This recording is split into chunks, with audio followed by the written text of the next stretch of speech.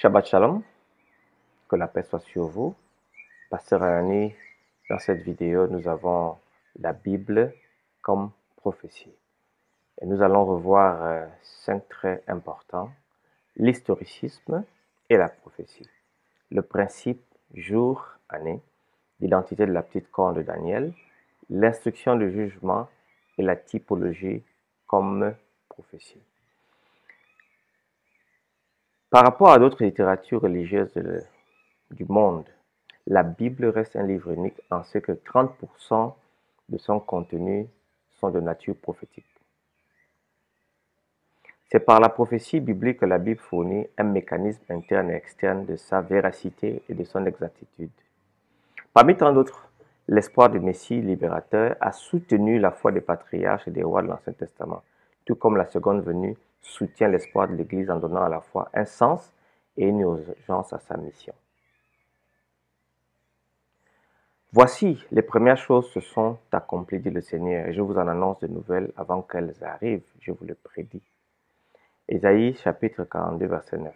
Au chapitre 46, verset 10, il est écrit, « Voici, les premières choses se sont accomplies, et je vous annonce de nouvelles avant qu'elles arrivent, je vous le prédis. » Ésaïe 45, verset 21, « Déclarez-le et faites-le venir. » Où ils prennent conseil les uns des autres, qui a prédit ces choses dès le commencement et depuis longtemps les a annoncées. N'est-ce pas moi l'Éternel? Il n'y a point d'autre Dieu que moi. Je suis le seul Dieu juste qui sauve.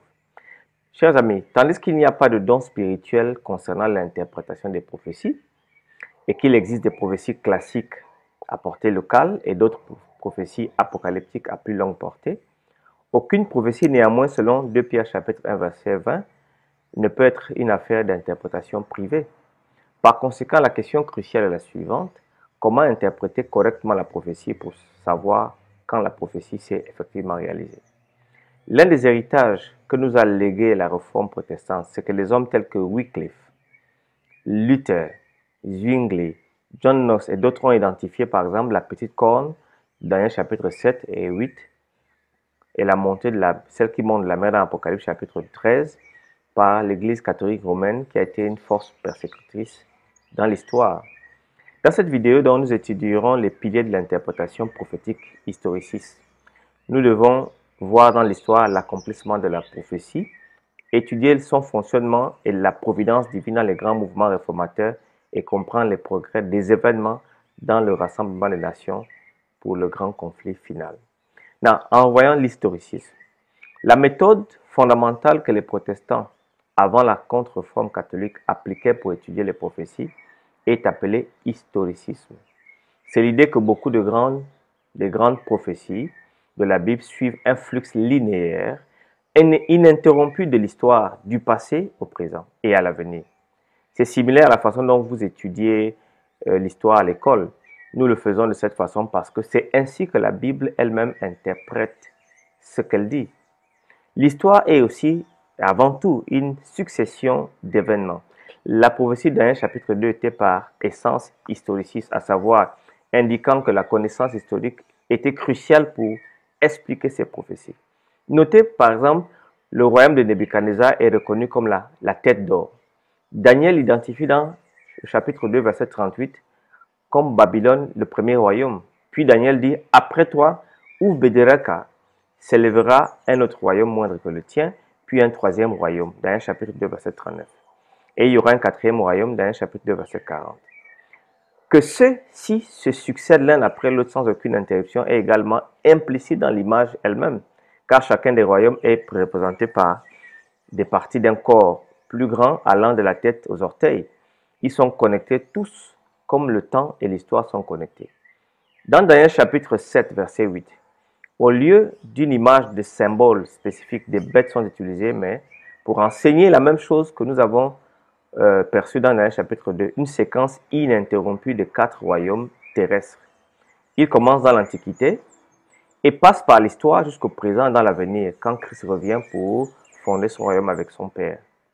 Ainsi, l'image de Daniel chapitre 2 et les visions successives de Daniel chapitre 7 et de 8 ont fourni la base de l'histoire de l'interprétation historiciste protestante de la prophétie que beaucoup de protestants parmi les adventistes 7e jour défendent encore aujourd'hui. Le livre de Daniel, parmi tant d'autres, est le livre qui part du 6e siècle jusqu'au retour de Christ, lorsque le royaume qui ne sera jamais détruit sous la domination de notre peuple sera établi. Daniel chapitre 2, verset 44.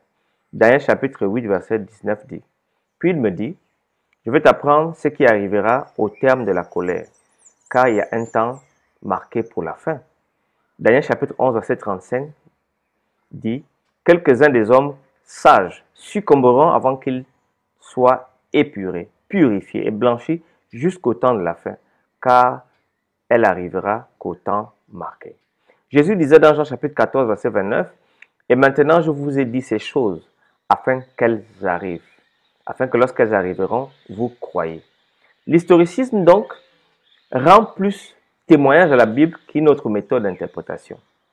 Dommage qu'avec la contre-réforme, deux méthodes pernicieuses par des jésuites espagnols ont été mises sur pied au début sans grandes influences, mais à partir du XVIIIe siècle, elles ont dominé le monde protestant. En réaction à cette méthode historiciste, deux méthodes dont ont vu le jour, et une a été appliquée au livre de Daniel et l'autre au livre de l'Apocalypse, mais généralement, elle s'applique aux deux livres prophétiques de la Bible. Vous avez le prétérisme, praeterus qui signifie passé, a été développé par les jésuites espagnols Luis de Alcázar, qui est mort en 1613, qui a interprété les prophéties dans la Bible comme une simple communication des événements qui sont produits dans le passé. Les prétéristes ont largement nié la possibilité d'une prophétie prédictive. De Alcázar projeta le pouvoir de l'Antéchrist dans le passé, dans l'Apocalypse par exemple, identifiant l'empereur romain Néron comme étant la principale figure.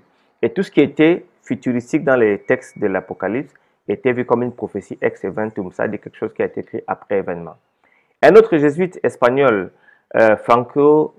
Francisco de Ribera, mort en 1591, a publié un commentaire de 500 pages sur le livre de l'Apocalypse. Il enseignait que la majorité des prophéties devaient être accomplies à la toute dernière période de l'histoire de l'humanité des 3 ans et demi. Le futurisme est allé dans la direction non opposée à celle de Alcázar, mettant l'accent sur la prophétie dans un avenir lointain et laissant carrément l'église papale du Moyen-Âge en dehors du calendrier prophétique. Elle rejette dans les dernières années de l'histoire humaine le développement de la prophétie. Les érudits critiques sont presque tous prétéristes, tandis que le protestantisme évangélique, influencé par la Bible de Francis Scofield, sont presque tous futuristes, dispensationalistes parfois, avec l'idée d'un enlèvement secret de la reconstruction du temple à Jérusalem et un millénium avant la seconde venue de Christ. Dans mon livre sur Daniel, je traite en particulier ces détails, ces 3 méthodes. Maintenant, regardons le principe jour-année et essayons d'analyser cela. Le principe est l'une des clés interprétatives de l'historicisme est le principe jour-année. Beaucoup d'érudits, au cours des siècles, ont appliqué ce principe aux prophéties temporelles de Daniel et d'Apocalypse. Ils ont tiré le principe de plusieurs textes clés du contexte immédiat des prophéties elles-mêmes. Par exemple, Nombre chapitre 14, verset 34, ou Daniel chapitre 12, verset 9. Il répondit, va Daniel, car ces paroles seront scellées jusqu'au temps de la fin. Alors, de même, dira Nombre chapitre 14, verset 34, que vous avez mis 40 jours à explorer le pays, vous porterez la peine de vos iniquités 40 années. Une année pour chaque jour, et vous saurez ce que c'est d'être privé de ma présence. Et vous avez également Ézéchiel chapitre 4, verset 6 qui dit, quand tu auras achevé ces jours, couche-toi sur le côté droit et tu porteras l'iniquité de la maison de Juda pendant 40 jours. Je t'impose un jour pour chaque année. Dans ce texte, nous pouvons voir très clairement l'idée du principe jour-année. Mais comment justifier l'utilisation de ce principe par certains des prophéties de temps, comme dans Daniel chapitre 7, verset 25, Daniel chapitre 8, verset 14, ainsi qu'Apocalypse 12, verset 1 à 3, ou Apocalypse chapitre 12, verset 6 et verset 14. Alors, vous voyez, c'est des éléments qui restent. Il prononcera des paroles contre le Très-Haut, il opprimera les saints du Très-Haut, il espérera changer le temps, la loi, et les saints seront livrés entre ses mains pendant un temps, des temps, la moitié d'un temps. Nous sommes ici au 6e siècle avant Jésus-Christ. Dans Daniel chapitre 12, verset 7, le même temps arrive. Et j'entendis l'homme vêtu de lin qui se tenait au-dessus des eaux du fleuve. Il leva vers les cieux sa main droite et sa main gauche. Et il jura par celui qui vit éternellement que sera dans un temps, des temps, la moitié d'un temps, et que toutes ces choses finiront quand la force du peuple saint sera entièrement brisée. Mais également dans l'Apocalypse, pratiquement 6 siècles après, nous voyons le même temps est référé. Apocalypse 12, verset 14, les deux aigles du grand dragon furent donnés du grand aigle furent donnés à la femme, afin qu'elle s'envole au désert vers son lieu où elle est née. Un temps, des temps, la moitié d'un temps, loin de la face du serpent. Chapitre 11, verset 2 d'Apocalypse également dit, mais le parvis extérieur du temple, laisse-le de côté et ne le mesure pas, car il a été donné aux nations. Elles fouleront au pied la ville sainte pendant 42 mois. Ouais, c'est la même période de temps qui a commencé à être dite à partir du 6e siècle, jusqu'à 600 ans après, au temps de l'Apocalypse.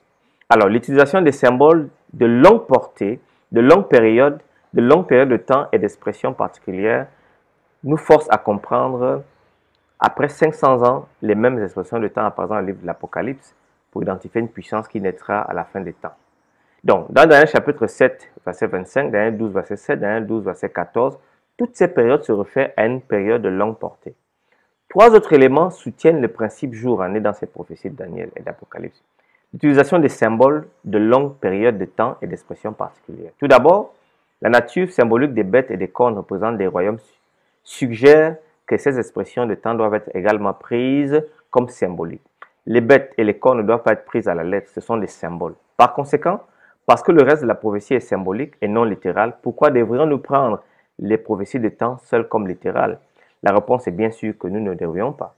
Deuxièmement, bon nombre d'événements et des royaumes décrits dans les prophéties couvrent une période de plusieurs siècles, ce qui serait impossible si les prophéties de temps les représentaient étant prises au sens littéral.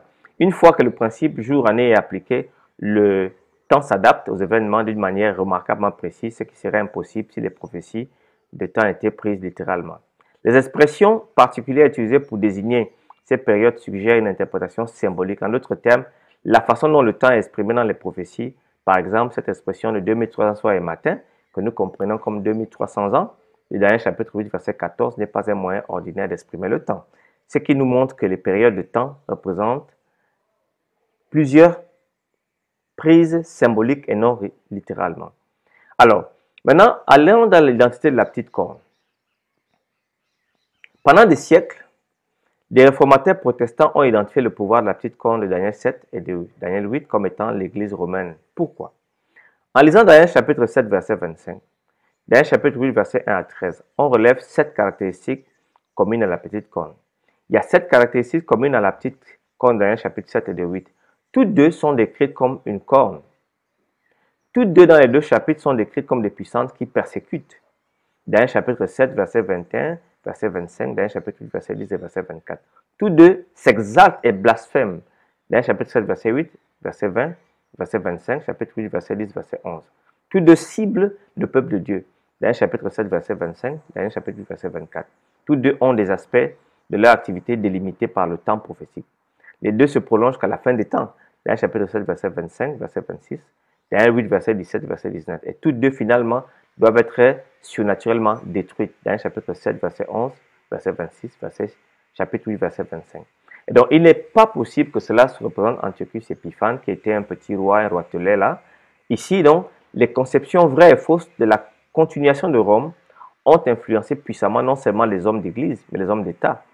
Mais la position prise par Eberhard en 1240, que l'éclatement de Rome païenne a donné naissance à un groupe de plus petits royaumes, parmi lesquels est ensuite apparu le pouvoir politico-religieux de la papauté, historique comme la petite corne, qui est devenue l'interprétation standard de Wycliffe du IVe siècle en Grande-Bretagne, puis de Luther du XVIe siècle en Allemagne, de la plupart de ses associés, et ensuite de Cramer, de Knoss et de la majorité des réformateurs britanniques.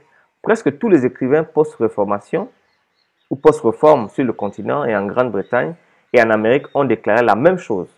Même l'interprète juif Don Isaac Abravanel d'Espagne en 1496 a fait une explication similaire.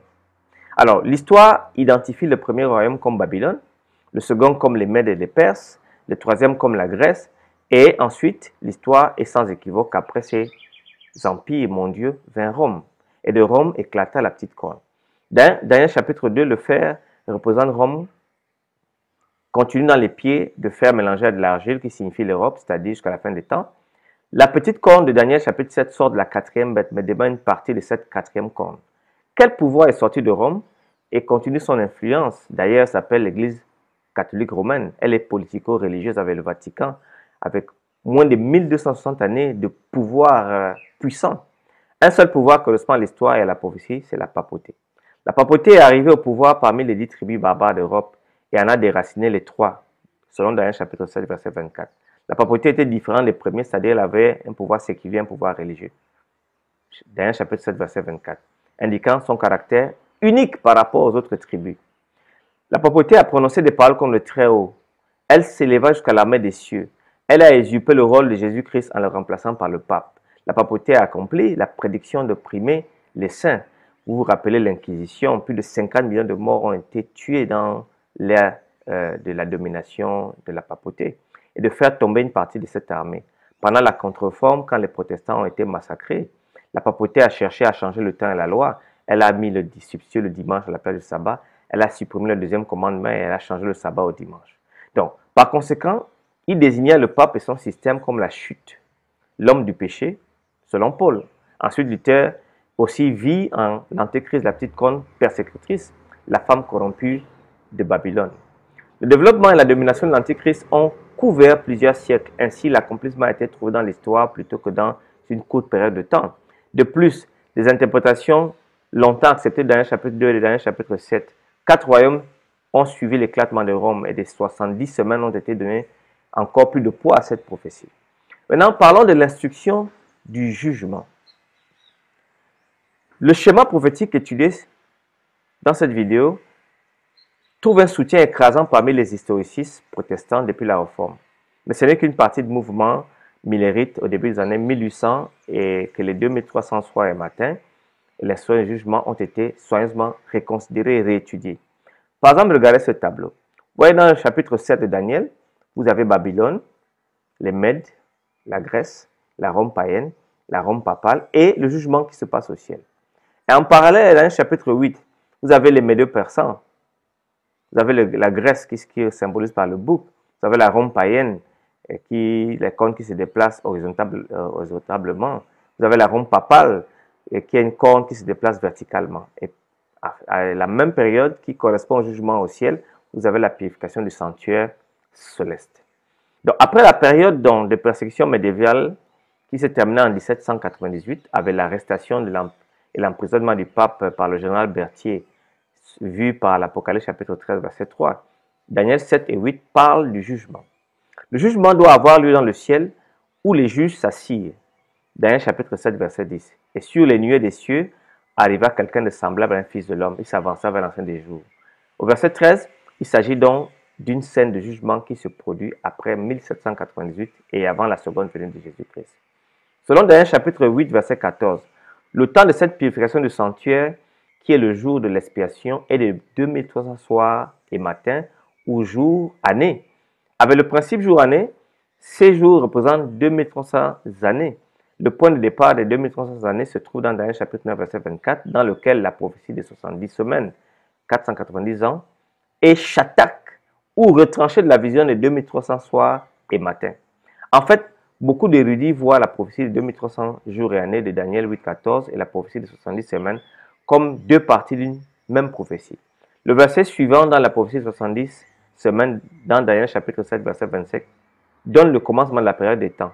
Depuis le temps où la parole a annoncé que Jérusalem sera rebâtie, la date de cet événement est la 7e année du roi Artaxerxès, Ezra chapitre 7, verset 7, ou 457 avant Jésus-Christ. En comptant de là, 2300 années à partir de 427 avant Jésus, nous arrivons en 1844, qui vient quelques années après 1798 et avant la seconde venue de Jésus-Christ.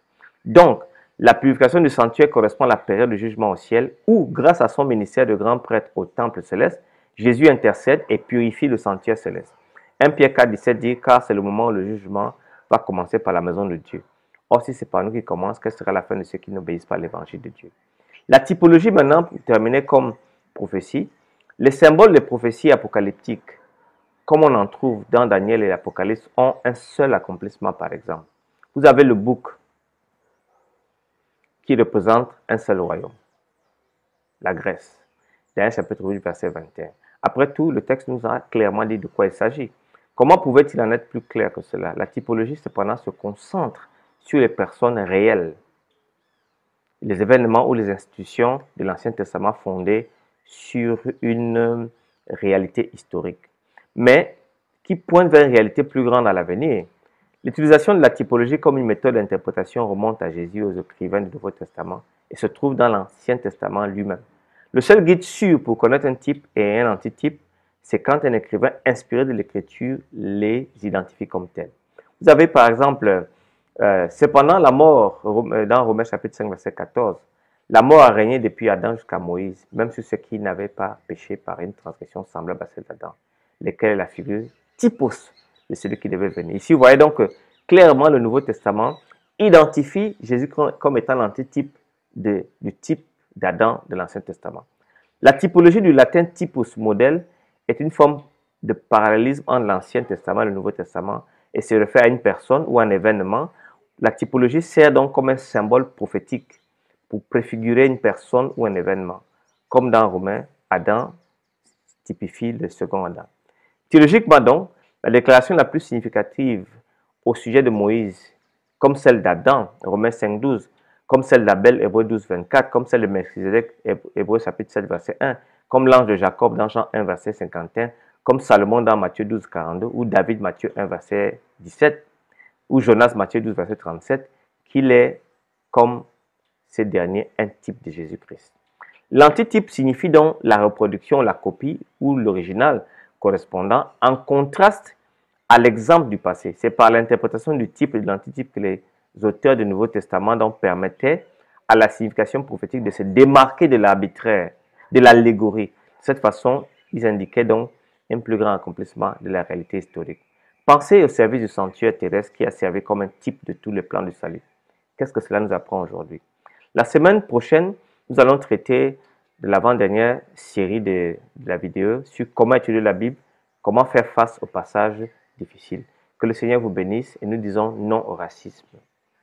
Au nom de Jésus-Christ. Amen.